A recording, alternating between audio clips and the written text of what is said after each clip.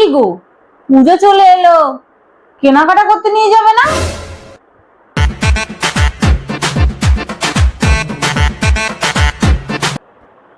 হ্যাঁ নিয়ে যাব, দাঁড়াও একটু ডিসকাউন্ট দিই, এখন অনেক দেরি। দাঁড়াও,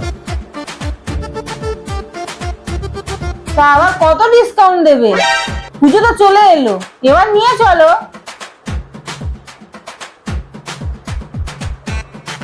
আরে দেখো না, এত অধৈর্য হচ্ছে কেন?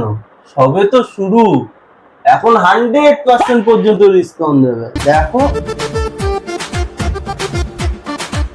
আর কোনোদিন 100% ডিসকাউন্ট দেবেও না।